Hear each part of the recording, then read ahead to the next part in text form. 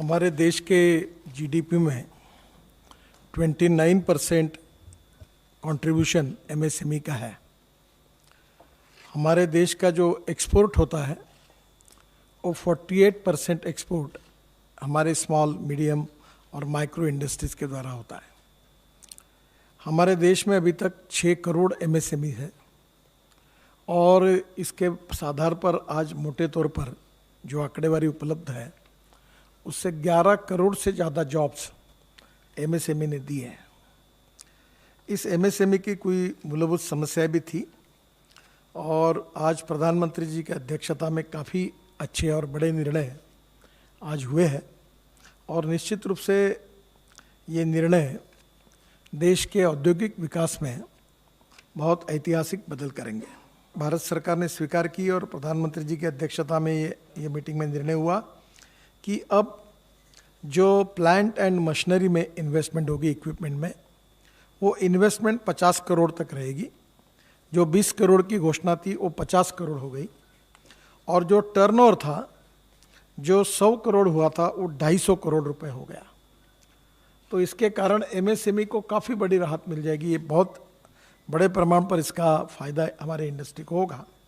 पर यह करते समय इसके साथ और एक फैसला लिया गया कि चाहे माइक्रो हो, चाहे स्मॉल हो, चाहे मीडियम हो, वो जितना एक्सपोर्ट करेंगे वो एक्सपोर्ट का टर्नओवर इसमें नहीं पकड़ा जाएगा।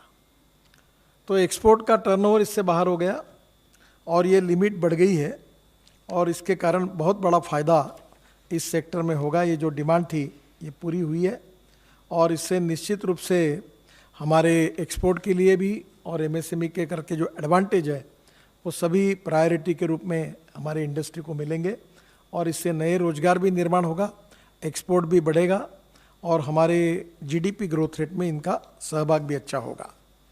दूसरे दो महत्वपूर्ण निर्णय जिसके बारे में आज फिर से डिटेल में उसका भी प्रस्ताव कैबिनेट ने मंजूर किया। रिजर्व बैंक ने एक यूके सिन्हा कमेटी अपॉइंट की थी, उन्होंने 2 रिकमेंडेशंस उनके भी उस समय थे। आज उसके ऊपर आज हमारे मीटिंग में फाइनल उसका निर्णय हुआ है। 2 थे, एक डिस्ट्रेस एसेट फंड और दूसरा creation of fund for MSME.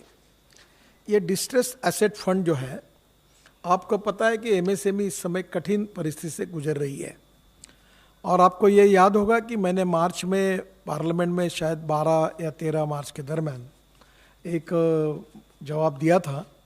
तब हमारे बैंकिंग सेक्टर ने 6 लाख एमएसएमई को रिस्ट्रक्चर किया था और ये मुदत 31 मार्च में थी। बाद में आदरणीय वित्त मंत्री जी की अनुमति से ये मुदत हमने 31 दिसंबर तक की है और इसमें करीब 25 लाख एमएसएमई जो अड़चन में है उनका रिस्ट्रक्चर होने की उम्मीद है। अब ये जो फंड ऑफ फंड हमने जो क्रिएट किया हुआ है, ये बहुत ही आधार पर जो कमज़ोर एमएसएमई है, जो आर्थिक दृष्टि से एनपीए अकाउंट हो गया है, बंद पड़ी हुई है, उनके कारण सबसे बड़ा इसका रिस्ट्रक्चरिंग करने के लिए उसका उपयोग होगा, उससे वो इंडस्ट्री वायबल हो जाएगी। ये डिस्ट्रेस्ड एसेट फंड जो बनाया गया है ये 4000 करोड़ का है जिसके लिए आज अनुमति मिली है। अब ये 4000 करोड़ में आपको पता होगा कि एमएसएमई की कोई भी स्कीम जो बैंक लोन देती है तो पहले भारत सरकार, हमारा विभाग अगर 1 लाख करोड़ का अगर लोन देती है तो उससे 1.5% यानी 1500 करोड़ हम लोग CGTMSE करके एक इंश्योरेंस ट्रस्ट है, हम उसमें पैसे भरते हैं और वो 75% लोन की गारंटी लेता है। तो ये जो 4000 करोड़ रुपए है, ये जो फंड मंजूर हुआ है, इसको वैसे 10 गुना होना चाहिए पर ये स्ट्रेस एसेट है, एनपीए में आए हैं, रिस्क है थोड़ी, तो 5 गुना करके ये होगा 20,000 करोड़ का।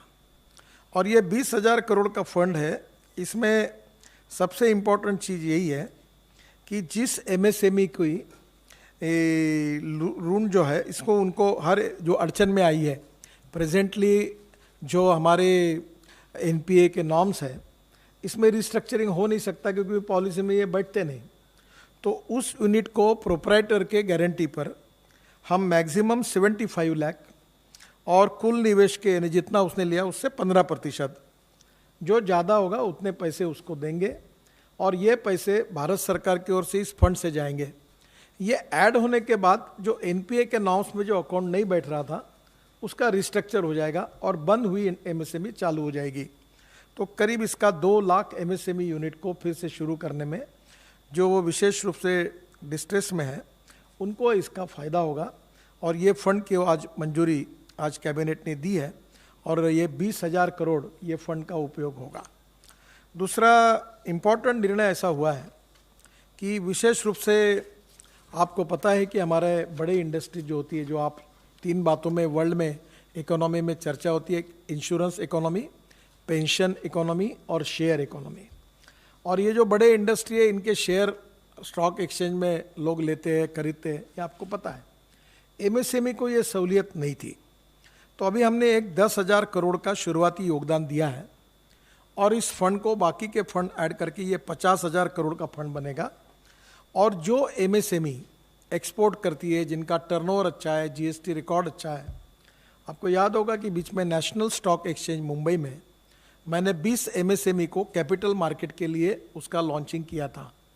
तो अब कुछ एमएसएमई हज़ार करोड़ का एक्सपोर्ट करती है, उन्हें बैंक के ऊपर डिपेंड होने की कोई आवश्यकता नहीं है। तो हम उनको पहले ही उनके फंड के लिए हम उसमें हमारी इक्विटी खरीदी करेंगे। वो मैक्सिमम 15% है, जो भी है उसकी फंड उसमें हम खरीद सकते हैं। और ये इक्विटी के कारण उनको स्ट्रेंथ मिलेगी। और फिर वो जब स्टॉक एक्सचेंज में जाएंगे तो उनका जो 10 रुपये का शेयर है उसमें हमने खरीद लिया, तो उस ताकत में देगी उसको। और उसके बाद में उसका शेयर कभी 25 का होगा, कभी 30 का होगा, कभी 40 का होगा।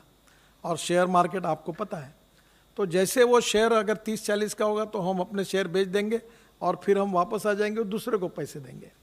तो इस प्रकार से जो अच्छे यूनिट्स हैं, जिनका बैलेंस शीट अच्छी है, जिनका टर्नओवर अच्छा है, जिनका रेटिंग अच्छा है और जिनका GST record, turnover record bank का अच्छा है, ऐसे लोगों को हम क्राइटेरिया करके इस प्रकार का मार्केट में जिनका लिस्टिंग हो सकता है, ऐसे एमएसएमई को हम पूरा ताकत देंगे।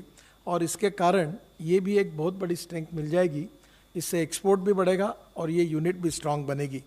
तो ये 2 फंड है, creation of fund for MSME, जिसका आज 50,000 करोड़ की शुरुआत होगी।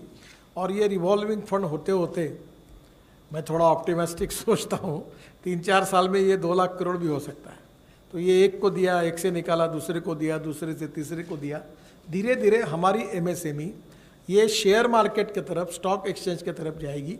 और जो अच्छा परफॉर्मेंस दिखाएंगे उनको बाहर से फिर जनता उसमें निवेश करेगी। और ये एक बहुत अच्छा गेटवे इसके कारण ओपन हुआ है।